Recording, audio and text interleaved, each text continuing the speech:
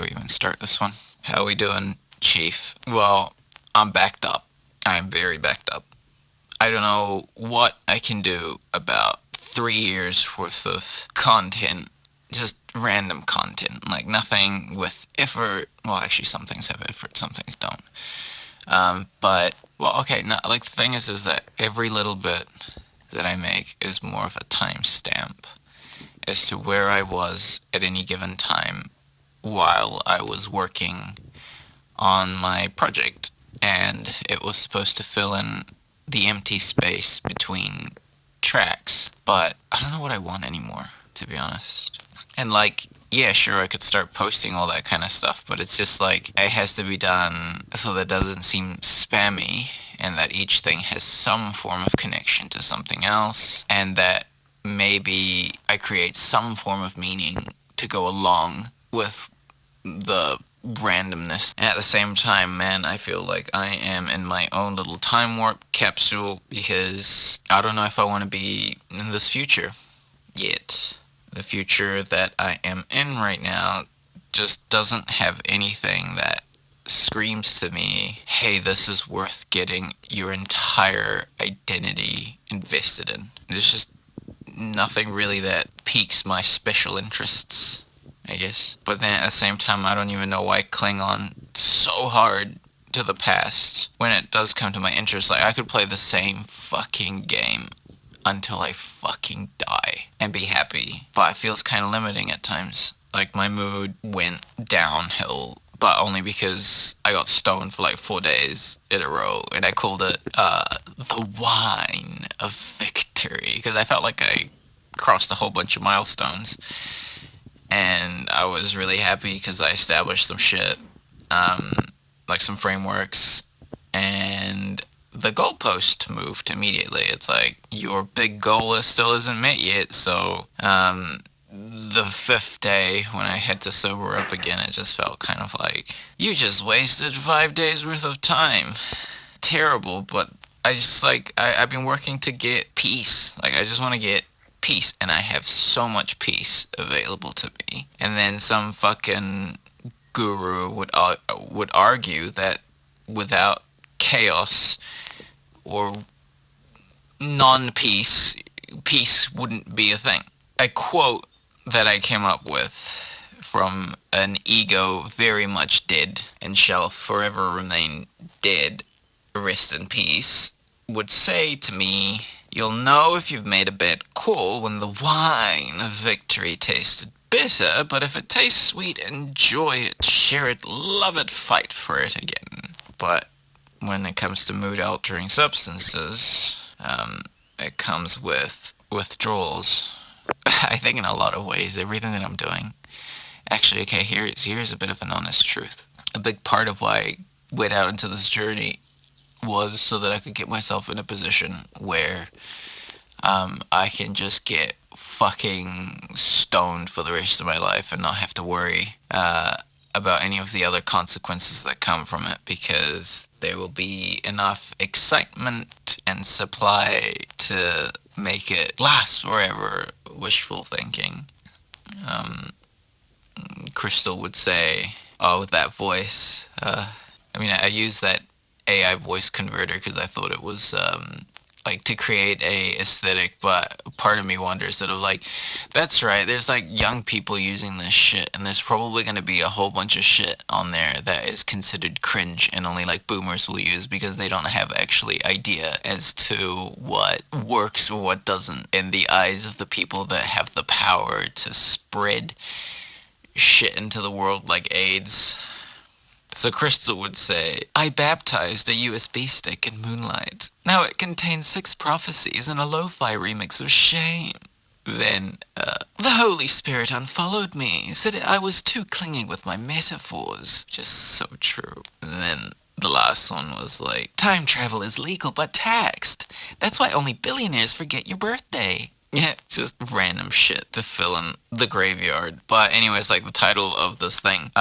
Here's something I wrote ages ago. How I was feeling about the world when I was like dealing with my head issues. And I felt really sort of like fucking gaslit for my emotional state, which I think a lot of people have as well. And I called it Tsunami Tries to Make a Phone Call. A little known fact about me is that, yes, I used to work in a call center for a very long time. And I decided to make this a little brief tragedy for anyone that feels just a little bit too much. So here's the scene. There is an enormous, just massive tsunami that crashes through the glass, windows, and doors of the most sleek corporate call center you can imagine. The desks are all flying, the computers all short out, the papers are just whirling around like seagulls. And at the very center of this, there's this perfectly dry, unmoved, entirely in beige, a lady called Deborah. And her headset's on and she's filing her nails.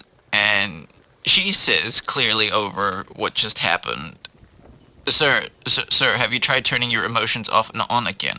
And then the tsunami sloshes forward, just completely reduced to a confused, trembling mass of water and droplets. And then the tsunami, in a gorgeous script, says, Alas, my voice, a tide of vowels unstilled, drowns in the choking silence of anyone's gaze. And then Debbie's like sipping from a cup that says, empathy is completely optional. And she says, we could escalate it, but there is a massive wait time. And then the waves of the tsunami curl up, pause, and then just crumple into a sad little puddle. Ring, ring, you hear the phones go. The sea crashes through the call center again. The chairs all fly. Sirens are wailing. Files and office workers float around like dead birds. And Debbie, with her headset on, still dry as fucking salt. Customer service, how can I assist? And the tsunami weeps and weeps in perfect verse. My childhood is gone. My heart is glass. The leak beneath me sings of past. A plumber, please, to stop the flood. And Debbie just files another nail and she's like, okay, but have you tried to just not? I can see that you're very creative. And the water's sitting there just trembling. And the tsunami now, this time, subtitled in elegant serif font. I have undone the world to be heard. I speak in thunder and still I... Debbie cuts in.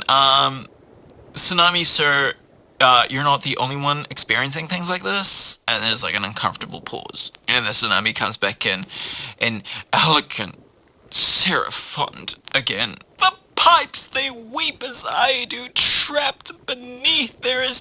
Then Debbie cuts in again.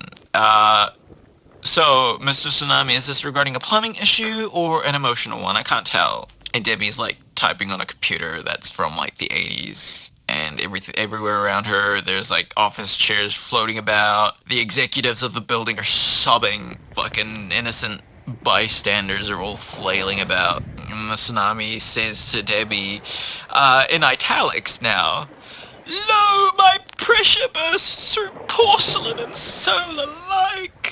And Debbie just goes, look, you need to submit that in writing. Do some journaling, man. And the tsunami just begins to shrink. It's massive. It's still like this massive fucking thing. But it's just a big and soggy, embarrassing feeling.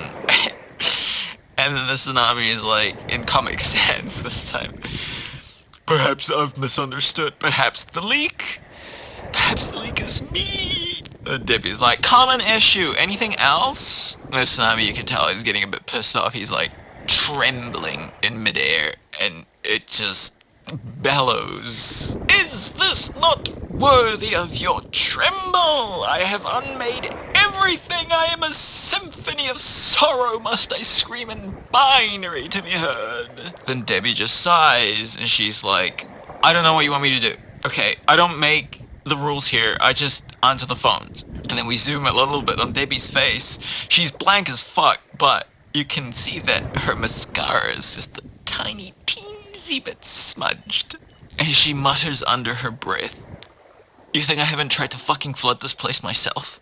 And the Tsunami just goes a little bit quiet, and it says, "So, do we both drown quietly?" And Debbie leans back on her chair, doesn't fucking give a damn, and she says, "I think you should." And then everything fades to black, and you get a caption that shows up on screen saying, "Two forces, one unheard, one completely unfeeling, both overwhelmed, no resolution, just hold music, you hear a click, hold music plays, the world is still wet, the Tsunami still doesn't know how to make a phone call, the end."